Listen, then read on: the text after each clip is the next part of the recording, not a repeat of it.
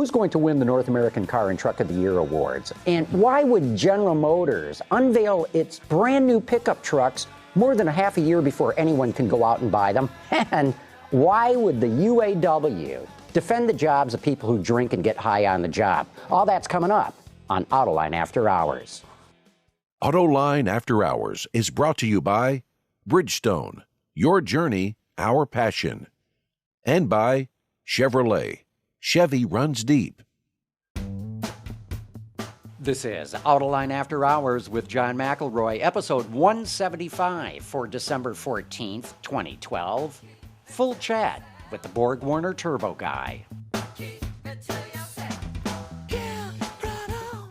Watch Autoline After Hours live at Autoline.tv every Thursday at 6 p.m. Eastern Time or 2300 GMT. You can subscribe to this podcast for free by searching for Autoline in iTunes, Stitcher, or by following the links on our website. Hey, Johnny. The Autoextremist. How are you? I'm doing okay. Good. Then we got Jim McCraw here with us, too. Good evening, gentlemen.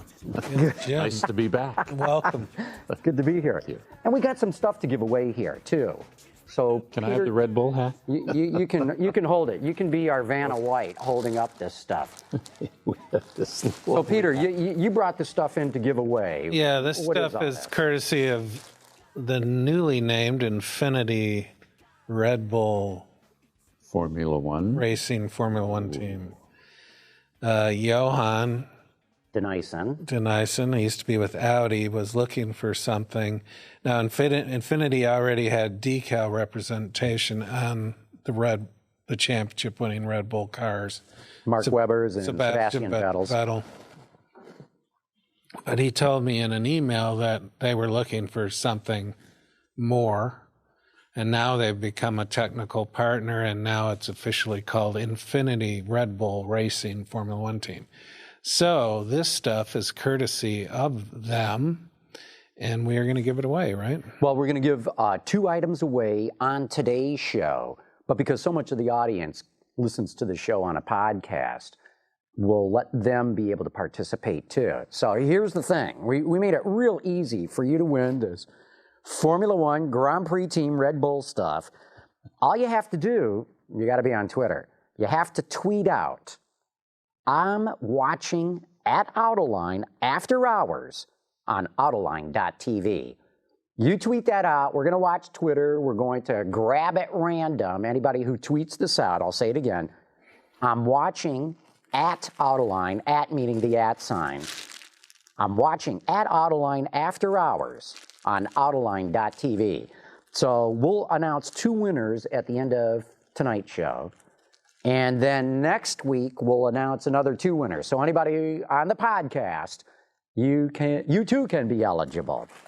So tonight, 2 winners. So one gets a hat, one gets this shirt, and then next time it'll be the other stuff, or is that how you want to do it? Yeah, and the other shirt, what, another shirt?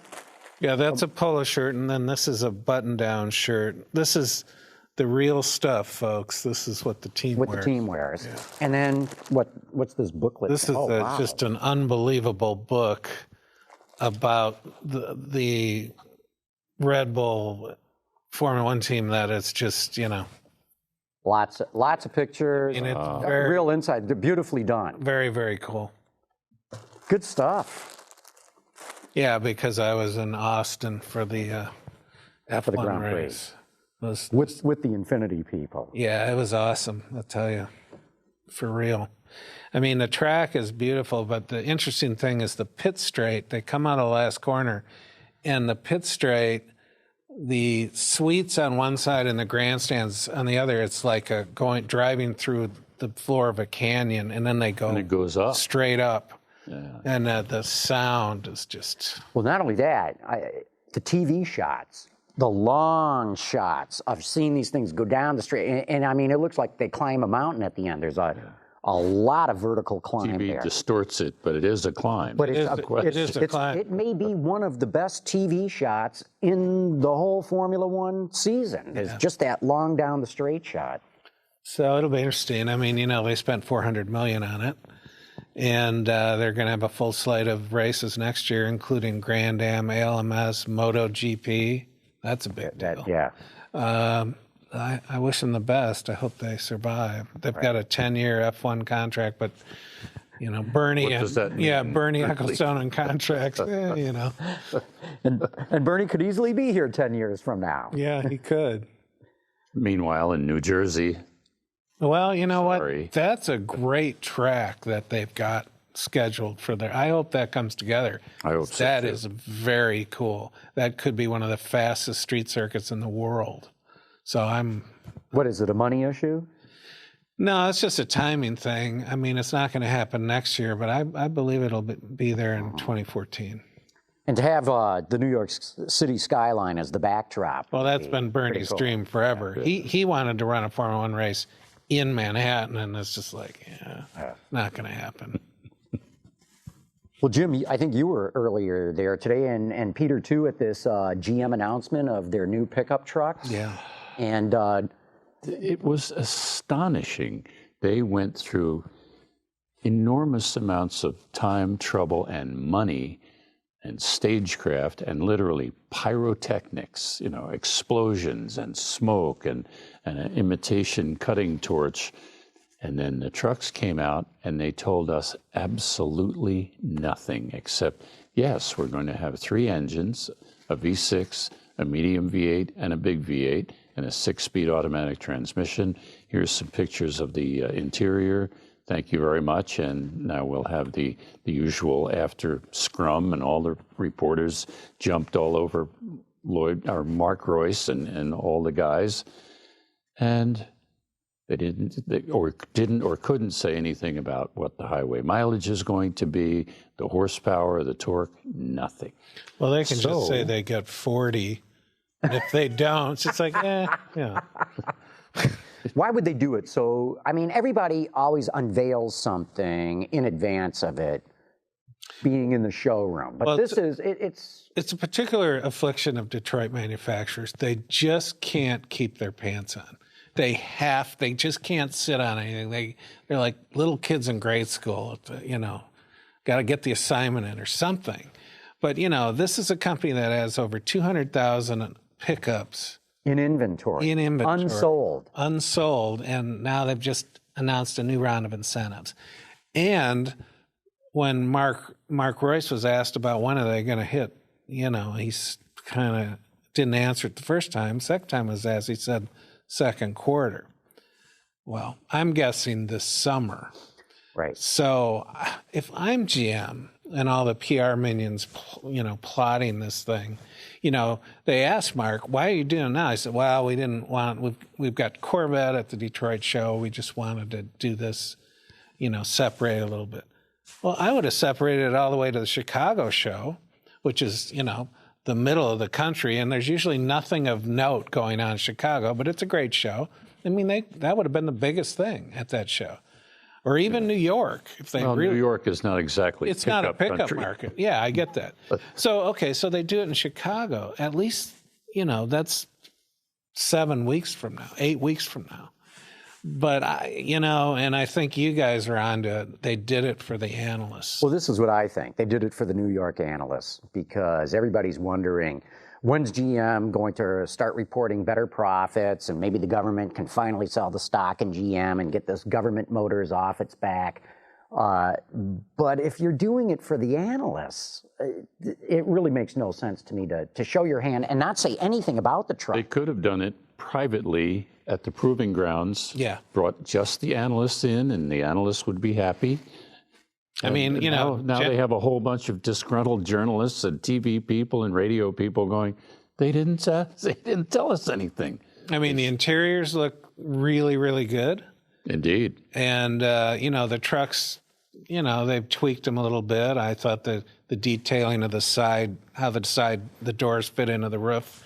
I mean, that's all good stuff. That's all good, but, you never want to go too revolutionary with a pickup truck. Right. It's actually a very conservative market. So you want to evolve it. And they didn't. But I think they may not have didn't enough on the Silverado, because I think if you don't really follow the pickup segment, that new one's going to be out. Most people are not even going to notice that it's a new truck. Right. I thought the Sierra, the GMC version, was a more daring design, and that one does look new. It did go further. Yeah. And the other thing they had there were the environments for each truck on either side, one for Chevy, one for GMC, that kind of expresses the lifestyle. I mean, that stuff's just like deadly. It's pretty lame. It was lame. It really No, I mean, I say it's lame because they've been doing that for decades. Plus, they even had in the script, this is a truck that you can do your work in the day and go out in the town at night. How many years have we heard that? At least 35 to 40. Right. I mean, come on. That's right. But anyway, I think they should have waited. I agree. Then the other news is we learned the finalist for the North American Car and Truck of the Year Awards. And, you know... Well, you guys are on that panel, so you guys talk about it. Okay, Peter. Okay, so just so if, in case anybody out there hadn't heard, the three finalists for Car of the Year are Ford Fusion, Honda Accord, and Cadillac ATS. So, Jim, who's going to win? That's a tough one. Well, you know from all the earlier deliberations, so many really solid mid-size regular American sedans hit in the same year, and then so you have the Cadillac above a notch in the entry luxury, and you have some of them are the lower priced ones like the Accord, the traditional huge seller. They did a completely. They just threw away the Avalon, old tired bench seat Avalon, and came with a brand new, everything in the car is new, and it has a hybrid. It was really, really tough to sit there and look at pictures and go back in your notes and say, phew, I don't know. The Fusion was dented. By these recalls. The recalls came 1, 2, 3, just before the voting deadline. But it still made the finalists. It did. It's beautiful. Yeah. It's gorgeous to look at. It looks like a combination of a Ford, a Jaguar, and an Aston Martin, and how bad can that be? Yeah, that's pretty good. And it has a range of powertrains, at least one more than all the rest of them in the class, which it's a hybrid, and they've had pretty good success with their hybrid. This is the third generation, more range. You can drive it on electricity up to 85 miles an hour. So it had a lot going for it. The Accord is the Accord. You know, new powertrains, a little bit better looking, I think, than the last iteration. And the ATS, whole different kind of Cadillac. Before it came, everybody was saying, please God, not another Cimarron. You know, that was a disaster. And then the Cadillac version of the Opel just failed miserably. The Caddy that zigs? The Catera.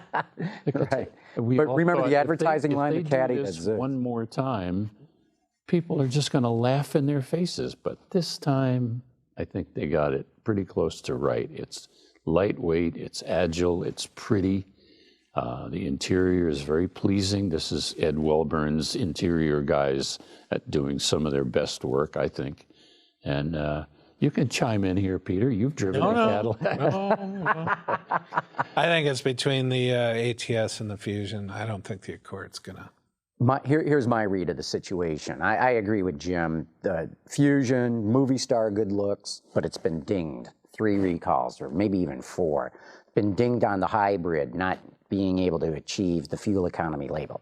I think that's going to hurt the Fusion.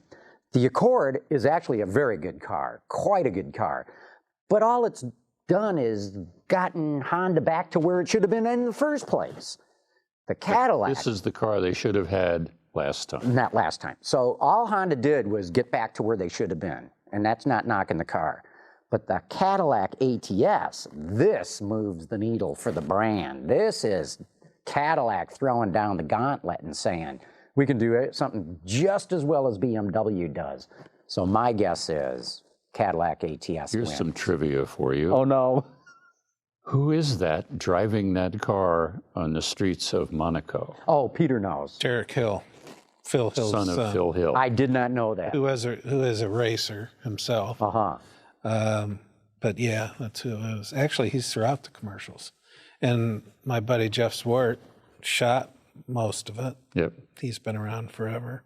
I gave him his first TV commercial jobs. No kidding. Yeah. Well, And he a ran very- with the opportunity. A very fine driver in his own right. Right. Yes, Extremely Jeff good is driver, tremendous. right. Pikes Peak champion several times over. Okay, truck of the year. And the finalists are the Mazda CX-5, the Ford C-Max, and the Ram 1500. And we should say truck and utility. Utility. We've added that to it this year, so it Because otherwise it wouldn't make any sense. wouldn't make any sense at all, right? So who do you think is going to win the truck category? The Ram. Yeah, me too. And I just say that because it's an awesome pickup. I was knocked out when I drove that Me thing. too. And it's not like I'm a big pickup guy, but I was so impressed at how well that. Yeah, I didn't go around towing boats and trailers or anything like that. I just drove it as it was a regular daily driver, and it's so quiet and so smooth. And they have the big number, 25 miles per gallon highway. That's 3 up on the nearest competitor. Which is And it has air suspension. Right. Who ever heard of a pickup truck with air suspension? And it's not just air suspension, it kneels. You can tell it to kneel, to let your little tiny wife in on the other side, and then put it back, and it goes back down again at the nose at highway speeds for fuel economy. for fuel efficiency, better aero. But you know, Speed automatic. I have to say something about the air suspensions. They're all cool. But when you see people who refuse to get them maintained, and all these vehicles, cars and trucks with air suspension, they are frightfully expensive. Well, like these old Lincoln Mark 8s. Yeah, they're all driving around on their tails. But They look like lowriders. I mean, we're getting to the point now where you cannot own a car unless you have a warranty, because outside of warranty, those air They'll suspensions. break you. Oh, it's just unbelievable. Yeah. Like thousands of dollars. Yeah, I think the Ram will win. I think the Ram will win. What really impressed me is, Jim and I are on the jury, the North American Car and Truck of the Year jury. So we do this drive week in Hell, Michigan. And there's Hell this of all places. Hell, Michigan, right. And on Henkard Road, which is a nice big twisty ups and downs, and it's so un-Michigan. It's a really good road to drive. But there's this real broken pavement on one stretch of it. And I deliberately, hit that at speed. And, we had the Mercedes and the BMWs and the Lexuses and the Infinities and all these other luxury utilities out there. And I do the same thing with the cars, because this section of pavement will excite any chassis. You get every buzz, squeak, and rattle. The seats will shake. The headrest will shake. It shakes everything in a car. Which is one of the reasons when we're doing that, we're always running into Ford people and other car companies, because they use exactly that same piece of road. That's right. But anyway, the Ram was by far the quietest.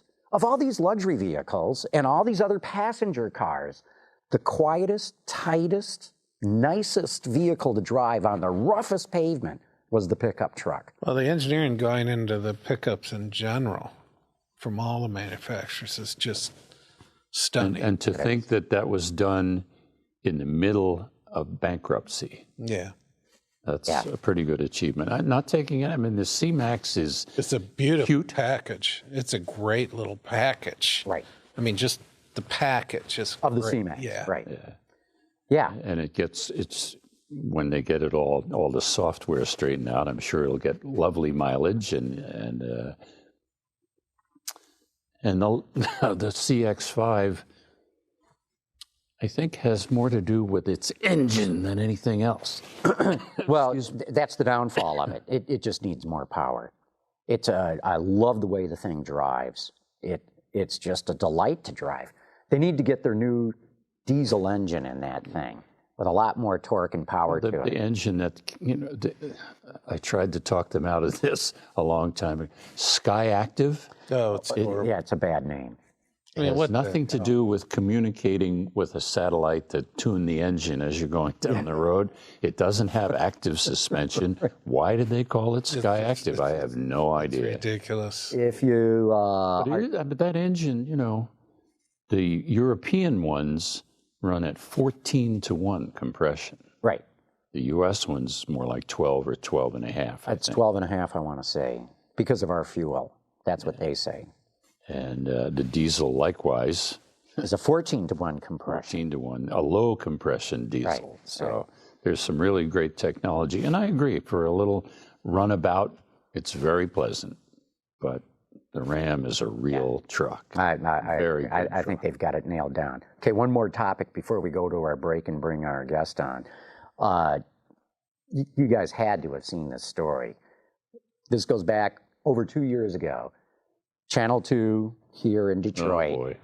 gets a tip from the Jeep plant in Detroit. Somebody says, hey, there's a bunch of guys going out and drinking and getting high on the job every day. So they send a crew out, and for 10 days, they follow these guys around, going to different parks on their lunch break. And then on the 10th day, they come out of the bushes, and these guys scatter like cockroaches, as I said. And so Chrysler gets wind of this. They fire these guys immediately. But there's a grievance process, and the UAW has helped these guys get their jobs back. I'm stunned by this. I don't know. And of course, this story broke the day that there's the big argument over the right to work law going on in the state capitol. Same day. And it's like, I thought, man, if the union ever wondered why people are in favor of right to work, it's episodes like this of these idiots getting their jobs back. I can't explain it at all. Well, I can't either. I mean, but you said it. That's why people say the same thing about the right to work. On that day, Right. it's just like, yeah, okay. But the very idea that the company had to take them back because, I mean, what if they were going back after beers and joints and making some critical thing in the safety system of a Jeep, and then 10,000 miles later, it doesn't work, and somebody dies because this guy was drunk on the job. Right. He doesn't deserve to work at that company anymore. Well, if UAW wanted to retain a shred of credibility, they should have said, you guys are not a member of our union anymore. Right. You don't represent us. No, they take the opposite tack. You know, well, file a grievance and we'll get your job back because that's what we do. Right, and that's what they're standing behind now. Sounds Well, wrong. you can't blame us. There's a grievance process, and it went to arbitration, and this is what the arbitrator said, so don't blame us. But and I as don't the buy union, it at they all. should have stood up and say, no, this is Yeah, unacceptable. we don't want you guys here. Never going to happen. All right. Not going to happen. Tragic, a It really awful episode. I mean, here's poor old Detroit trying to lift itself up by its own bootstraps, and this goes national. I mean, it was it Fox, right? Fox 2 Detroit. They Right. chased the story down 2 years ago, and now it And comes how about the back. grievance process that takes 2 years? Right. Right. And not only that, remember there was a second episode at the Chrysler Trenton engine plant. Yeah. So I got to believe these guys are going to get their jobs back too. Let's hope that they put the right rings on the right pistons. And these things are not going to go smoking down the road because they were built by drunks. All right. Not good. Unbelievable. Well, hey, let's take a quick commercial break and let's get our guest in here. So, Ben, let's give a shout out to our friends at Bridgestone. And you have to say something so he can make sure your mic is Test on. 1, test 2. Thank you. And now we got John Norton from Borgwarner with us. Mr. Turbocharger, Mr. Racing Turbocharger. It's a pleasure to be here. It's a real honor to sit in this chair as your guest. And you brought some props with you. Explain what's on the table in front He of you. doesn't know it, but I'm taking that one home. That's so pretty. Well, what we have in front of us are turbos that relate to the IndyCar program. The IndyCar teams can choose, actually the engine manufacturers can choose between a single turbo configuration or a twin turbo configuration. And this larger turbo here is a single turbo. For the And Honda. That's what Honda's running. And then this is one of the twin turbos. So Or Chevy, Chevrolet. right, they're running 2 turbos, and Lotus ran these same 2 turbos on their V6. And then, Now, Lotus has announced they will not be. Yeah. right. And then per request from the last week's episode, the Baby Borg is here. Explain the Baby Borg for those who don't know about this. Okay.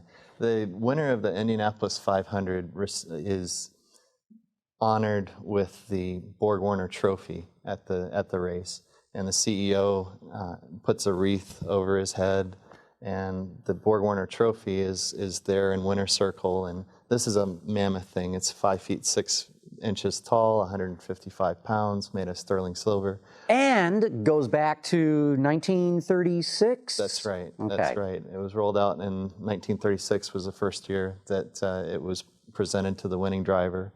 And each year, the driver's face is sculpted and placed on the Borgwarner Trophy. Well, that trophy stays in Indy in the Museum Hall of Fame, and occasionally it goes to road shows, and went to SEMA in the Borgwarner booth with us. So the winner of the race and the owner, they need something to take home, and that's the Baby Borg. So it's a miniature version of that trophy. They don't get it till the following January at the Detroit Auto Show, correct? That's right. That's And right. this year it'll be Dario Franchitti and Chip Ganassi. Yep. And Again. And again, yeah. Right. They've got a number of these already. 3, yes. And Dario's face will be on the base of it, and it will be a copy of the sculpture that will be on the real trophy.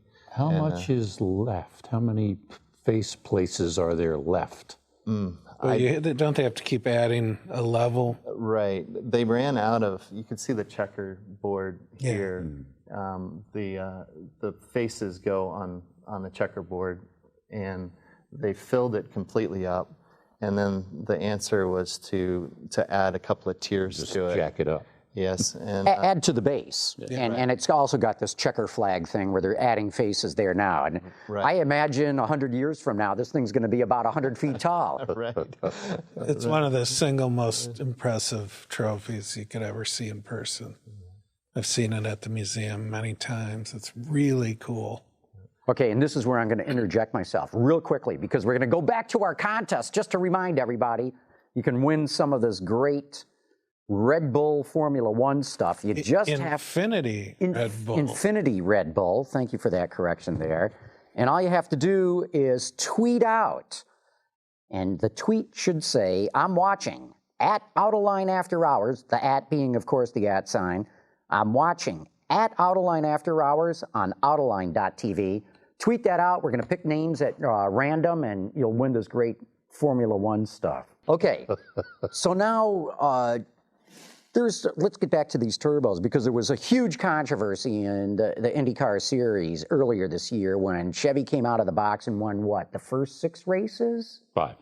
5 races? And then they wanted a rules change. Honda wanted a rules change because they thought Chevy had an unfair advantage. Well, the race placement had nothing to do with the change that came. A little bit of background: early on the program, the match work was done, and the estimations were made on how the engines and turbos would go together, and the engine manufacturers had a choice to go either single or twin. And for various reasons, they made their decisions. And there was an agreement early on in the program that the turbos would achieve parity. In other words, no advantage to the twin or the single. When the season started, there was a match between the engine operating points and the turbos, and we're blind to that. You can imagine the manufacturers don't want to display or divulge their engine operating conditions, and neither manufacturer wanted to come to the table fully disclosing where they were. And we had maps that were different, obviously, for the single and the twin, and we made estimates on how they worked. So there was nothing functionally wrong with the turbo at all. And we were working under the direction of IndyCar to live up to the word that we would achieve parity between the two. And there were developments that went on, and we were always in close communication with both Honda and IndyCar during the process. And the decision was made to allow a change to the compressor cover. And when that was rolled out, then it was disputed by the other engine manufacturer. And we went through an engine committee hearing where the decision was made to not allow the turbos to run at, this was at, I believe, Sao Paulo, and, no, I'm sorry, at Long Beach. And IndyCar made the decision after the meeting, or during the meeting, to let's do a timeout, review what's been stated, and understand the situation. And they made the decision to go ahead and allow the larger cover. Well, then that decision was disputed, and we went to a hearing, and the result was the same, that Honda should be allowed to run the larger cover based on the previous conversations. And that was disputed again, and the same result took place.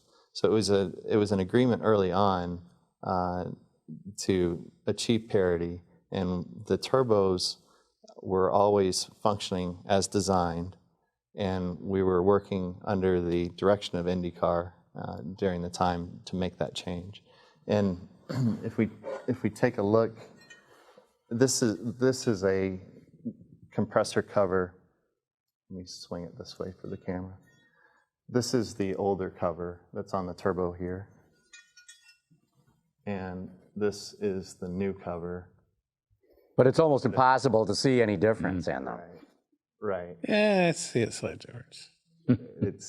We've had these on the table, and it's you've got to know where to look to see. So Borgwarner makes racing turbos for other series, correct? Yes. Our EFR line, which stands for Engineered for Racing, it's on IndyCar Series, and then also on the American Le Mans Series and the World Endurance Championship. So the prototypes in ALMS use Borgwarner turbos? The LMP2, there are several teams Right. for LMP2. And we've had just a very successful year.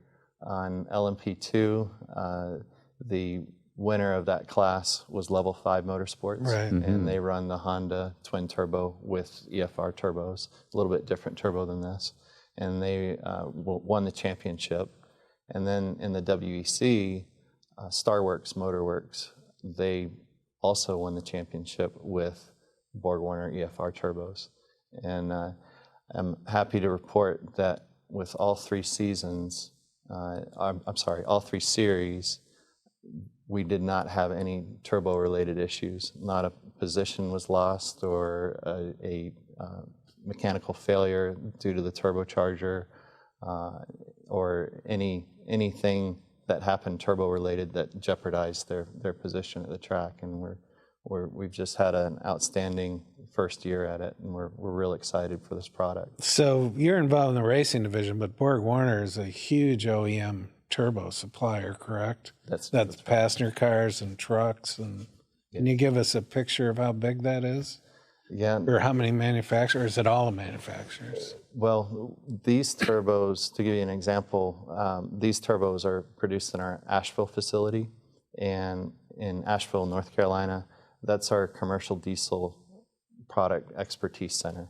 We have a passenger car product expertise center in Germany, and there are other facilities. This is just Borgwarner Turbo in Orislany, in Brazil, and near Shanghai in China, and it's a worldwide operation.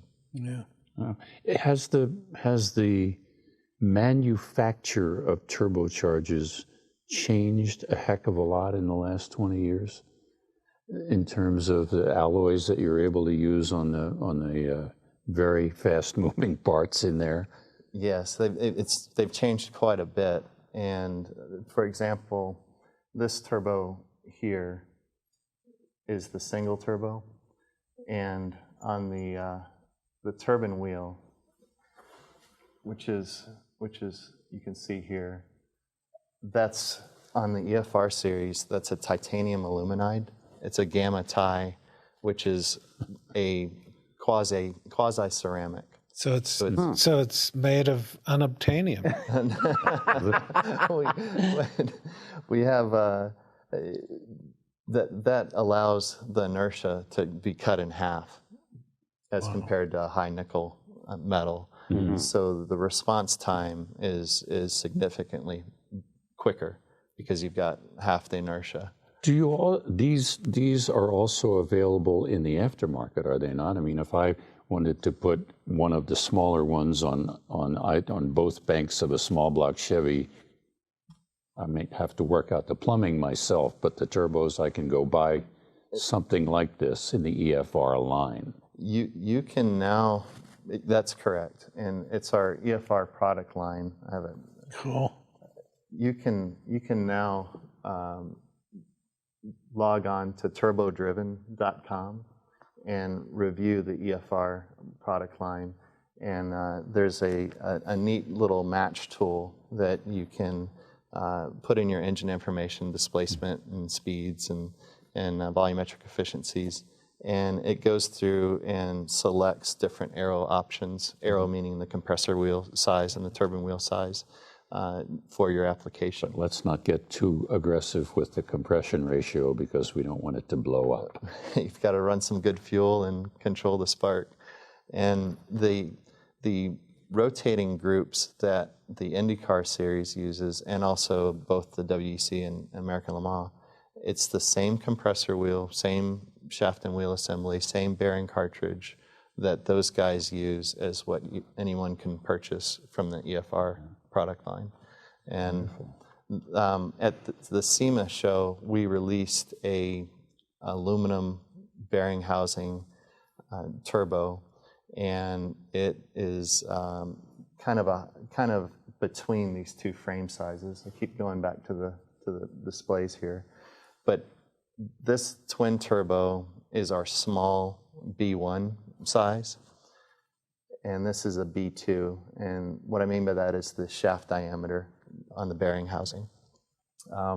And at SEMA, we introduced a turbo that's this frame size, but has a larger aero to kind of fill in the gap between the two.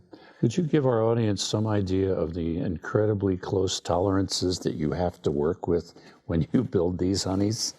It's just infinitesimal. Yes, you can tell by the way these things freely rotate. And inside of this assembly is a ceramic ball bearing cartridge with 2 rows. And we're in the micron realm for the clearances between the balls and the hardened steel races. 0.000 of an inch. Yeah, and it's a lot of people think, well, why is a turbo so expensive, or what's behind it? That's why. Look at all those premium parts. Right, and the heat. It's a very simple device in that it's a single shaft with 2 fan blades on it, and one of the fan blades is driven by exhaust energy, and the other side sucks in fresh air and compresses it and sends pressurized air into the engine. So it sounds simple, right? You've got a shaft that turns. Well, what a lot of people don't realize are the speeds at which this turns, and it's on these applications, they're well over 100,000 RPM, and on some of the smallers, they go over 200,000 RPM. and there's a lot of science behind I'm going to it. bolt one to my Sonic. Bolt 2. It needs them. John, changing topics slightly. I notice you've got an orange ribbon on your jacket lapel. What's that about? I've seen all different kinds of color ribbons that people wear. I've not seen that before. This is in memory of Dan Weldon. And Dan Weldon, he lost his life at the end of the 2011 racing season In Las Vegas. Vegas. Dan was the test driver for the development car that we worked with to get the turbos to validate. So you knew him pretty well. Well, he was the first professional driver that I ever met, and I didn't have to come approach him. He made it a point to come talk to me, which was it just floored me, because I had not expected that at all. And he was a shining, a bubbly kind of personality. And when he walked into the garage area, you can tell it kind of lightened up. And excuse me, to give you an idea of what kind of guy he was, after a lot of the test sessions were wrapped up, the garage was the team works incredibly long hours and is late in the night, and he would do this almost every time.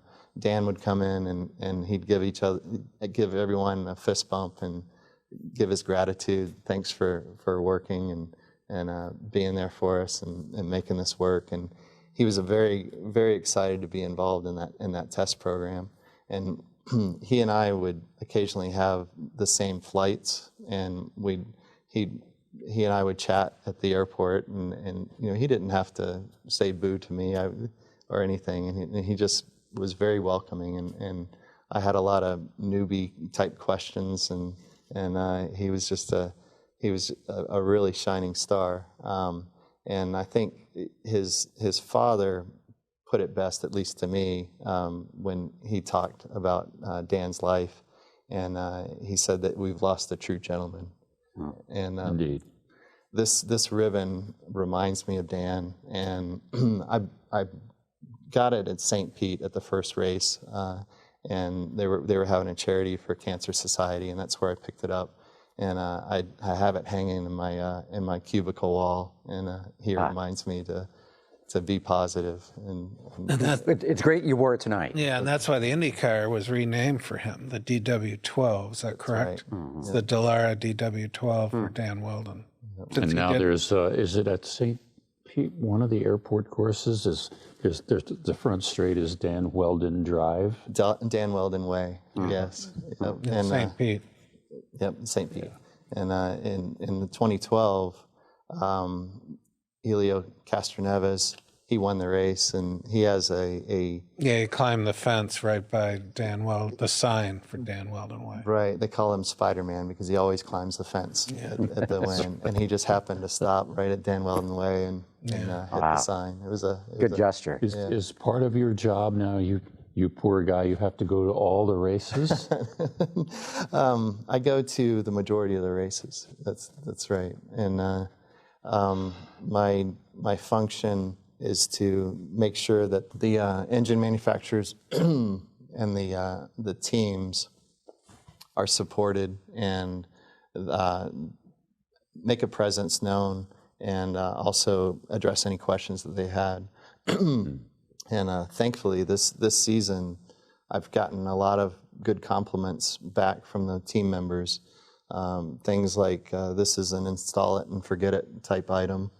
And then some guys remember the turbo days, IndyCar turbo days have passed, and they said this season was nothing like that in terms of durability. It's been a pleasure to work with those guys, and thankfully things went extremely well. That's good. Hey, why don't we take a quick commercial break here and get to the rapid fire part of the show, because we got a bunch of questions coming in. So Ben, let's give a shout out to our friends at Chevrolet. It was more than a car to him.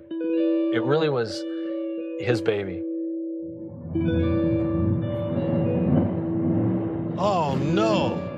That's my old Chevy. Dear God. Okay, this is the part of the show, John, where we get to the questions from the audience. We call it rapid fire. Ben, let it rip.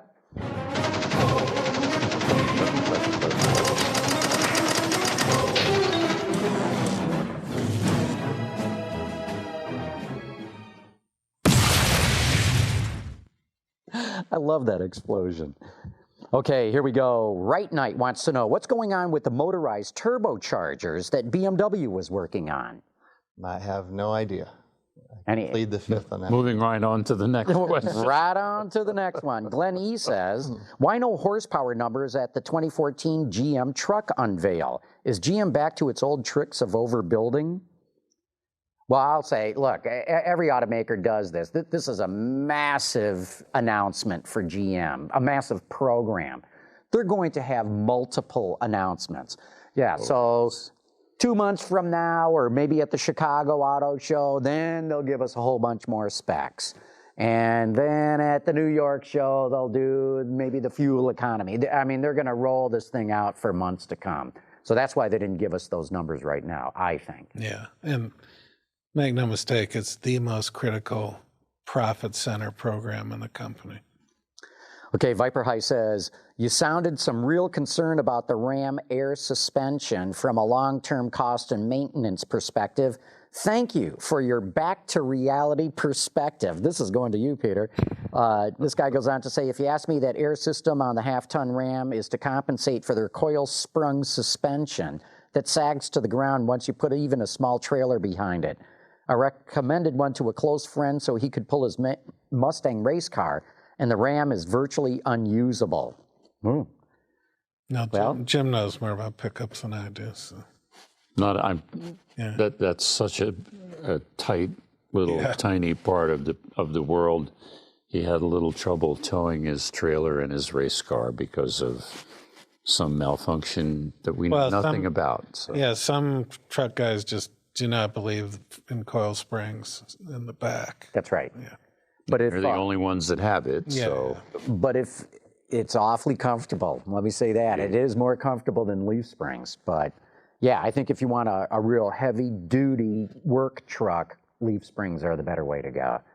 Okay, Jackson Holeshot says, nothing for nothing, but what's the payload and towing capacity of those other two quote-unquote truck finalists? He means the CX-5 and the C-Max. Not very much. Yeah. Let's see. Well, I think you can put probably 4 passengers in each and bags of groceries. Joseph says, you have to mention the right to work vote. I know existing UAW contracts are still valid, but in the long run, could this really open any Michigan plants, or is it too late? Boy, we could talk all night about the UAW and right to work. I don't think it's going to bring transplants to Michigan. No, the last time we had a chance for that was 3 years ago. Yeah. There's another thing, too, because who's to say in 2 years from now the Democrats don't win in a landslide and a new governor, Democrat, says, hey, let's yank that legislation and go back to not right to work. So if you're an automaker going to do $1 billion investment, I think this new law has actually created more uncertainty. So I think and it was done by the lame ducks, many of whom will not be here when the new legislature is sworn in. Right. So I think Michigan's going to has been off the table for new assembly plants and will continue to be off the table. No, I think you're right, Peter.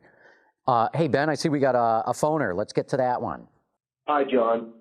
I wanted to ask, you guys have a bullseye power aftermarket setup for turbos to supply the aftermarket.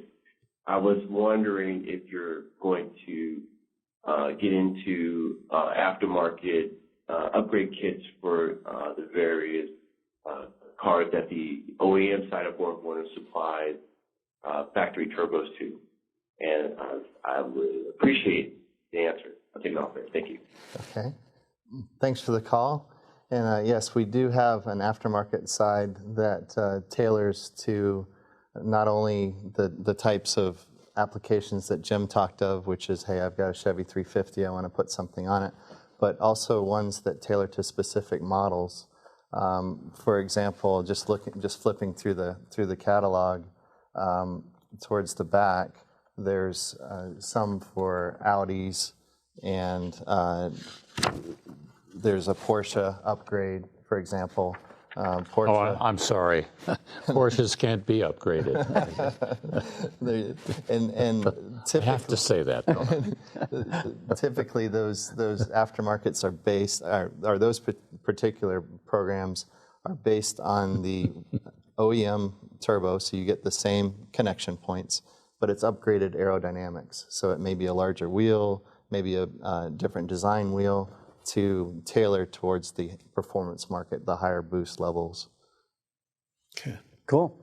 Okay, Scott V says, now that you've driven the ATS, I think he's talking to us three here, where do you put it up against the BMW 3 Series? Where is it better? Where is it lacking? What are your thoughts on the Q system? John, I heard you say the V6 is the least satisfying engine in the ATS. Why do you feel that way? Well, I'll start with the V6. It's not that the V6 is unsatisfying. It's just that I think the turbo, the 2-liter turbo, is the best package for the car. And even the base 2.4-liter engine is really, really good. The V6 is just a bigger lump. And so the car, even though it has far more power than the other two engines, especially torque-wise, I find it less satisfying to drive because it's not as nimble and agile as the cars with the lighter engines in them. I don't know what your thought is. A heavy nose is not good. Right. So the lighter nose makes it better. I've driven all of them over the course of the last few months, and one part of my head says, a 2-liter engine in a Cadillac? And the other part, the part that's connected to my right foot, says, this is fun. So I think you're absolutely right. It doesn't make Cadillac sense if you look at the history, but this is for today and the future. And that the 2.0 turbocharged engine is going to be a universal, just the way it is in Europe now. Yeah. It makes sense. It gets good mileage. It makes good power and torque. And why not in a Cadillac? They went to great pains to explain to us, too, that this is not a Cadillac in terms of a 76 Eldorado was a Cadillac. It weighs 3,200 pounds or so. They went to extremes, finding, as the chief engineer said, we're looking for grams these days, not ounces or pounds, grams, to take weight out of these cars to make it that much more satisfying. I think generally the BMWs have grown larger, a little softer. Now, when you get the sport package on the BMWs, they still feel like BMWs, but standard BMWs are just, they're okay. I think the GM engineers did a great job on the ATS in terms of it's an enthusiast car. I mean, and I hear this all the time from readers sending, it can't be an enthusiast. It is a real enthusiast car. It's fabulous to drive. It feels agile and light on its feet. And, the only BMWs that I prefer over it are the real aggressive BMWs like the M3 or something. But as a standard package, I think the ATS is a sharper edge driver's car. And you have to give them credit for some corporate balls, because they said, come and drive it in Atlanta, and then we're going to the racetrack. And that's the first place you find a car's shortcomings is at the track. No question about it. Somebody made a point to me the other day that I thought was really astute. The Cadillac ATS chassis is just the Cadillac ATS chassis. It's nothing else. BMW's got to do a coupe. It's got to do a 4-door, it's got to do a wagon, it's got to do an M, it's got to do a convertible. So the chassis has got to accommodate more variations.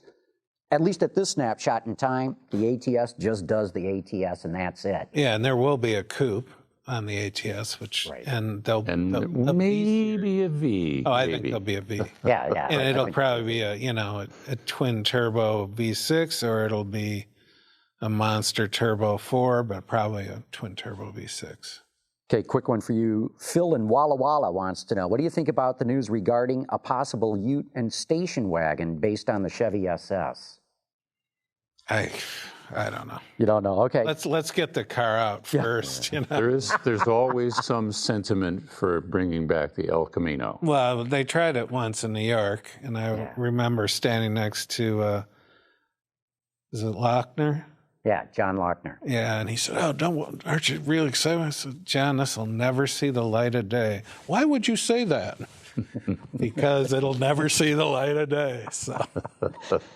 Okay, John, we're going to give you the last question. This is from Mitch W. He says, does the ceramic alloy metal reduce inertia by reducing only mass, or does it permit different shapes in the parts, which lets you move mass where you want it? Good question. Very good question, right. It is a very good question. It is the latter. It's the shape of the blade is pretty much the same as the Inconel or the high nickel content wheel. So the mass of the wheel using a gamma tie material is half that of Inconel, but the overall shape is the same. Cool. Well, we got another call? Yeah, you're right. Let's bring that in. This is Clem Zarowski in Delmont, Pennsylvania. I have a question for the turbo guy. Years ago, I understood on these turbocharged engines, they injected gasoline into the hot side of the turbo to keep the temperature up, and they outlawed this after a while. One of the race cars caught on fire. Is that true? Thank you. Yeah. I'm not sure which sanctioning body he's referring to, but there are different, they call it anti-lag strategies, and some sanctioning bodies allow that and some don't. And you're basically starting a fire ahead of the turbine wheel to try and get it to spool up quicker. That is not the case in the IndyCar application. And to my knowledge, neither in the other two. Mm-hmm. Very interesting. Well, John Norton, thanks so much for coming on Autoline After Hours, talking all kind of racing turbo stuff with us. My pleasure. It's an honor to be here. But before we go, we do have to announce the winners of the trivia contest to win this Red Bull, Infinity Red Bull Formula One gear. So we've got a number of ones here, and I'm just going to pick two at random. So Davey49 and Jim Franzreb, you guys just won. These things will be getting the info that we need from you guys on where to send it to, but thanks for having participated. And remember, for all of you on the podcast, if you want to win any of this stuff, all you have to do is tweet out, I'm watching at Autoline After Hours on Autoline.tv. And Jim McCraw, thanks for coming over tonight. Always fun to be here, John. Thank you very much. Yeah, it was great having you. And Peter, as always, man, this is good to do with you. I think we have a name for the show. Chat with the Turbo Guy. Full chat with the Turbo Guy. Full chat, yes. 100,000 RPM. Real good. Well, thanks, everybody, for having tuned in. And I should announce next week is going to be the last week of the year because we always shut down the office the last week of December. So for our annual holiday special, we're going to be awarding presents and lumps of coal to anyone who's been naughty and nice in the automotive industry. So be there for that. And with that, good night, everybody. Autoline After Hours is brought to you by Bridgestone, your journey, our passion, and by Chevrolet. Chevy runs deep. Visit our website, Autoline.tv, where you can watch us live Thursday nights at 6 p.m. Eastern. Get your daily news fix with Autoline Daily and in-depth analysis and interviews with Autoline This Week. There's all that and much more at Autoline.tv.